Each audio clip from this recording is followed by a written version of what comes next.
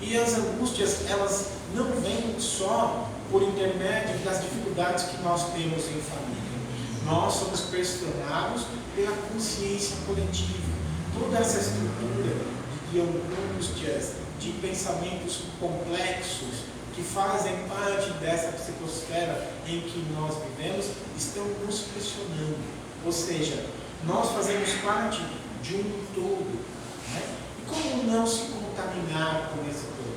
E é interessante quando eu penso nisso, porque muitas vezes eu saio do meu para ir trabalhar, quando eu chego no transporte, me sento, às vezes estou com algum livro, alguma coisa para ler, me envolvo com a leitura, mas fico incomodado cada vez que ouço um companheiro, uma companheira ao celular, muitas vezes falando de problemas, muitas vezes falando de dificuldades. E essas pessoas falam das suas dificuldades em tom muito alto, em brados muitas vezes. Não só das dificuldades que elas carregam, mas das dificuldades que estão ocorrendo com outras pessoas. Então aquele ambiente onde nós nos encontramos, ele está sempre repleto de quê? De pensamentos densos, de dificuldades. E tudo isso pressiona. E eu ficava incomodado, porque muitas vezes eu saía de casa um tanto quanto alegre, às vezes até cantando. Quando eu chegava no meu trabalho, eu estava cansado, estava angustiado, estava triste, e eu não conseguia entender isso e indagava dos benfeitores: por que eu estou cansado? Por que eu estou triste?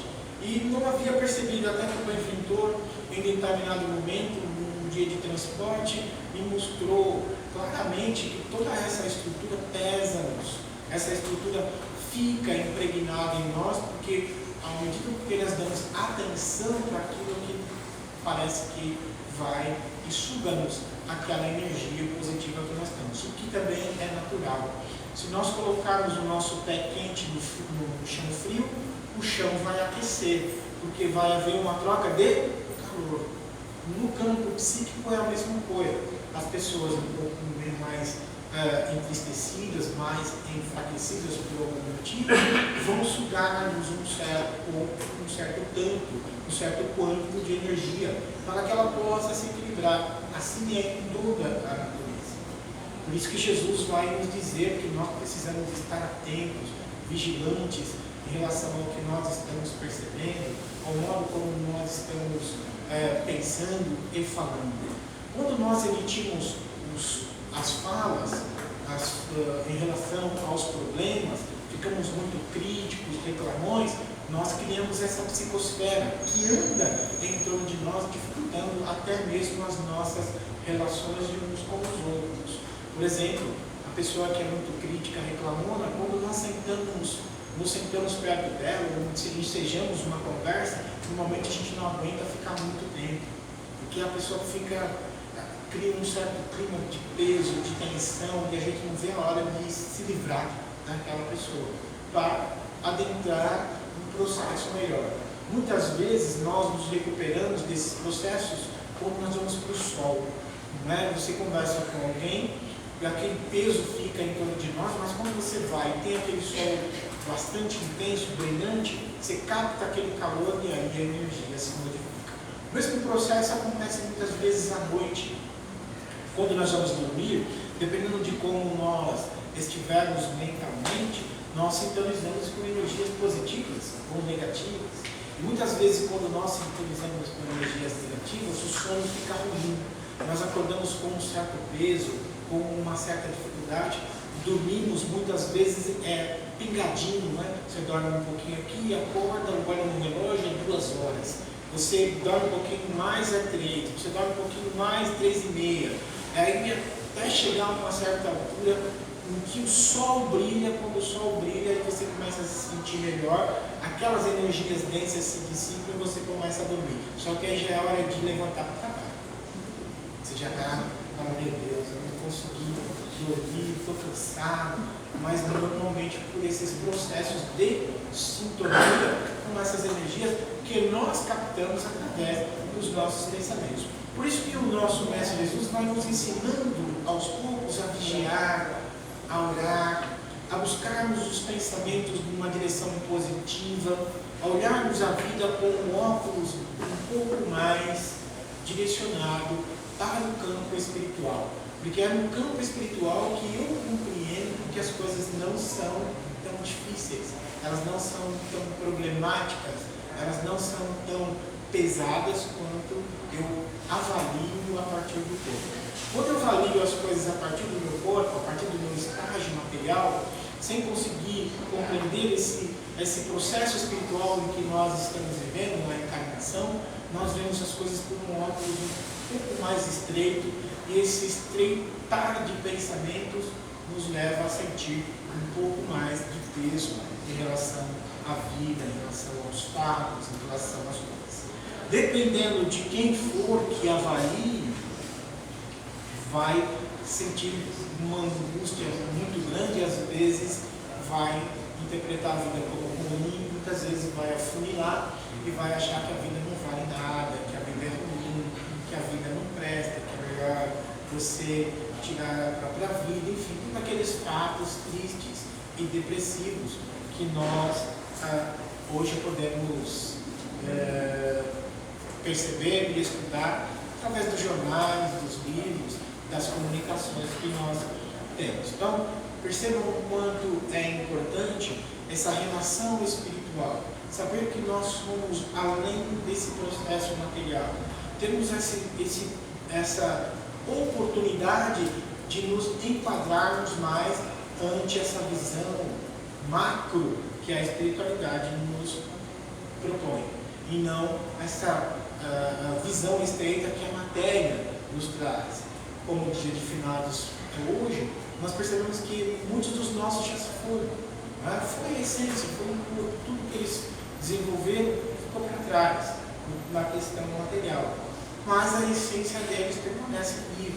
E muitos deles estão muito felizes de nós estarmos aqui estudando, aprendendo, desenvolvendo o nosso conhecimento junto a Jesus, junto à espiritualidade que nos convidou para que nós pudéssemos estar aqui.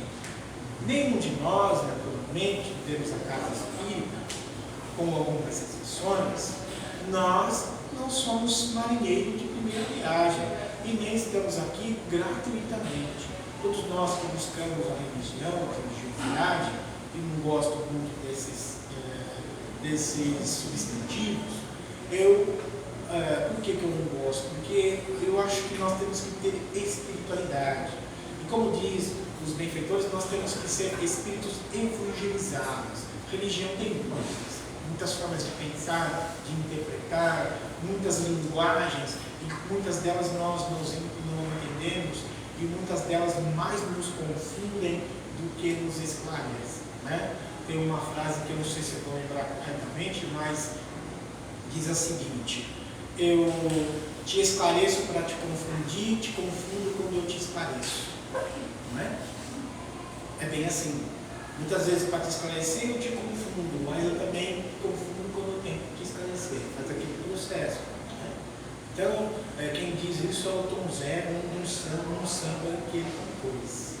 Porque muitas vezes você vê isso hoje. As informações que nós temos a ver, as informações em vários lugares, principalmente na internet, mas muitas vezes estamos confusos, nossa mente não consegue captar adequadamente aquele processo. E o Evangelho de João, Jesus vai dizer: buscar a verdade vos libertará. Que verdade é essa? O que ele quer dizer? Será que seria a verdade material? A verdade material não pode, porque a verdade material ela é relativa, ela se modifica, ela se transforma. Então ele está falando de uma realidade acima, uma realidade que nós podemos dizer espiritual, e é uma verdade que é inextinguível. Quando nós vamos buscar essa ideia de espiritualidade, de uma ideia maior, nós vamos avaliar o Evangelho, nós vamos perceber que as verdades que estão contidas no Evangelho não mudaram. Por exemplo, os mandamentos da lei de Deus não mudaram, né? As questões relacionadas à moralidade, as questões relacionadas ao esclarecimento, essas questões não se modificaram com o tempo, nem com o avanço das ciências. Se elas não se modificaram com o tempo, nem com o avanço das ciências, indica que nós temos ali as verdades. Todas as leis em torno de Moisés, que eram relacionadas à parte administrativa, se modificaram, menos os mandamentos. Por isso que quando nós vamos avaliar, Jesus vem dizer para nós que ele não vem revogar a lei. Que lei que ele não vem revogar? A lei de Deus. Mas ele revoga todos esses processos que foram os que são os processos administrativos trazidos por Moisés, que variavam com o tempo. Não é? E Jesus, sabedor disso, e como mestre que é, ele nos esclarece para que nós possamos aí, através do esclarecimento, nos melhorar. A única coisa que pode trabalhar e trazer para nós as possibilidades de crescimento é o conhecimento das verdades. E esse conhecimento só pode ser feito por nós. Ninguém pode adentrar ao nosso íntimo, seja ele encarnado ou desencarnado, e transformar-nos. Nosso mestre, que é o Espírito, como eu expliquei no começo, que vem de esferas superiores, que organizou as estruturas da nossa terra, que nos trouxe um processo de educação novo, nem ele conseguiu fazer com que as mudanças ocorressem no nosso íntimo sem que nós permitíssemos. Então, essas questões que nós acostumamos a observar, que os bons espíritos e os espíritos vão fazer tudo por nós, vão sim, e estão fazendo. Porém, quem modifica as estruturas somos nós mesmos. Não há outro processo de crescimento, de melhoria, sem esforços íntimos, sem busca de conhecimentos, sem melhoria nossa. Quando nós observamos as estruturas do nosso país, das nossas sociedades, quem mudou as estruturas da sociedade foram homens que foram em busca de conhecimentos novos, de renovação, trouxeram novas ideias, novos processos, a partir do que eles buscavam.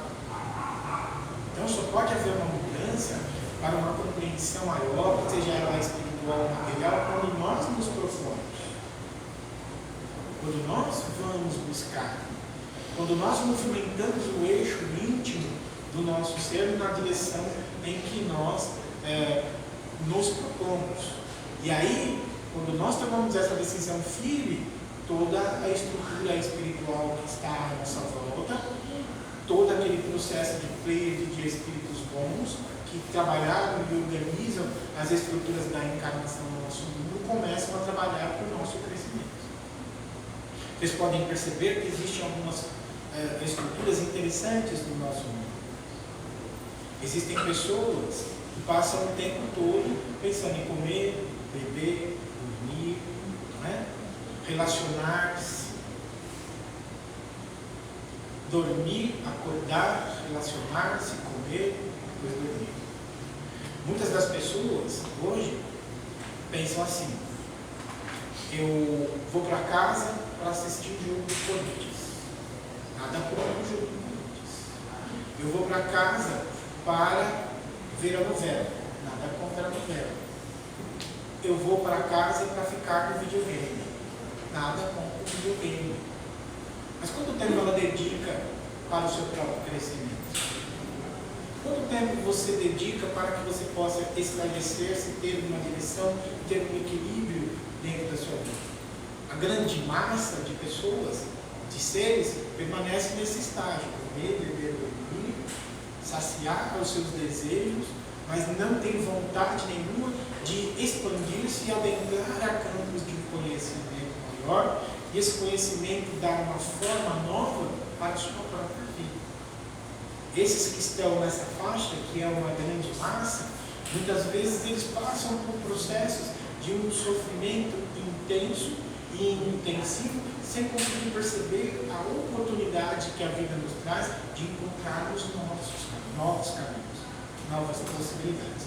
Alguns dizem assim: eu já estou muito velho para poder estudar. Ninguém, em sã consciência, dentro dos conceitos que nos são trazidos pela imortalidade, é velho. Nós somos espíritos em processo de crescimento. Nós não temos um fim. Nós somos seres imortais. Nós não somos eternos, porque eterno somente Deus, mas nós somos imortais. Ora, se nós somos imortais, o que é que nós estamos fazendo no nosso tempo? E se nós não temos um tempo para alimentar o nosso ser, nós seremos igual a esses nossos irmãos, não criticando nem apontando qualquer tipo de dedo, porque nós não temos essa postura nem conceitos para podermos fazer isso, somos devedores das leis de Deus, mas todos nós que estamos aqui, nós estamos em busca de algo maior. Porque nós poderíamos muito bem estar em casa esperando começar a dieta do Agreste, não é dieta do Agreste, mas como é que é o nome dela? Dona do pecado. A dona do pedaço? A dona do pedaço. Nós esperando a dona do pedaço assistir.